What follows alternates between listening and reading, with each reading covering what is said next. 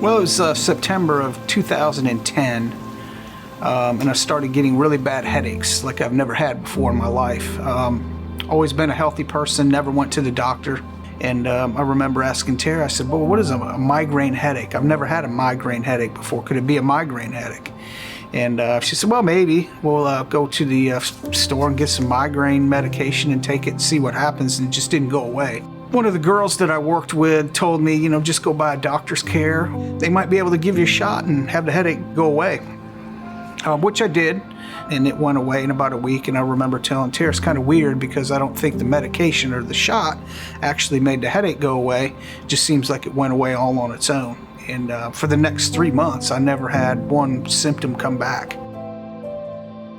And I was at my son's last day of preschool, and the headache just rushed back to no end.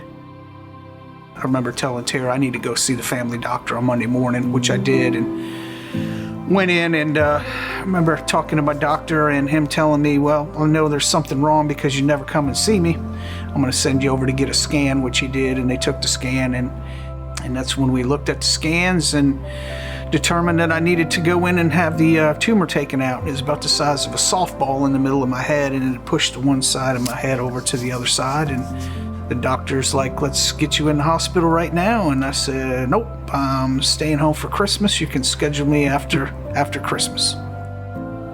So when I went into surgery that day, I had no idea that I had any cancer that was gonna, cut my life, into a year, basically.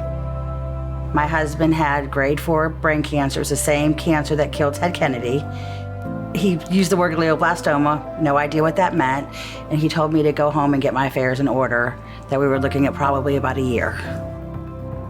So we had our surgery at another facility, and once we've got the diagnosis and the prognosis, I felt like we needed to be somewhere where we had other options besides the standard treatment of care. Mm-hmm. Reading the statistics, we knew that he was looking at a year to live, going no other route but traditional chemotherapy.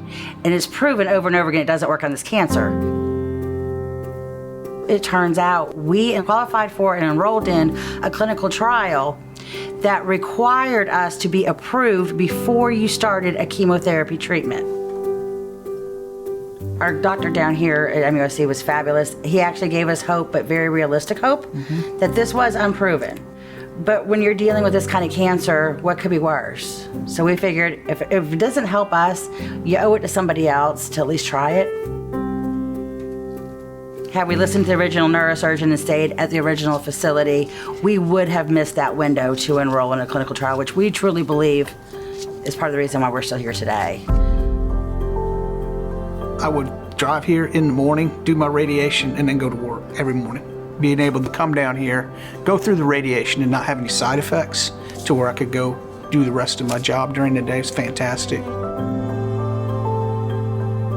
He handled the treatment extremely well. Mark has never taken time off work for the last 7 years that we've been going through this. He is still actively employed. He coaches our kids' baseball. His body reacted so well to the clinical trial that no matter how long it gave us, we knew that it was worth it because the quality of life was still there. I think people expect cancer to totally stop your lives, and it doesn't. Every 2 months, we're down here for an MRI and a PET scan. So I guess going on 3 years now, we've been off any medication and we're just back for MRIs and PET scans and a doctor's visit. They've taken this journey with us. This isn't somewhere that we just come every couple months. Everyone from the scheduler who calls us to verify, you get to know each other. It's been a great place to be. You feel like you're part of their family, you're just not a patient. I mean, my experience has been to stay positive and not be down. Look forward to every day that you're going to get out of bed in the morning.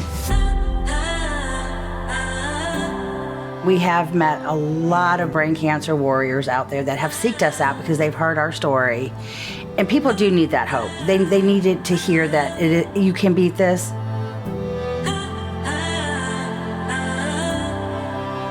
Somebody needs to be loud about it and say that, hey, we're still here, you can still be here too.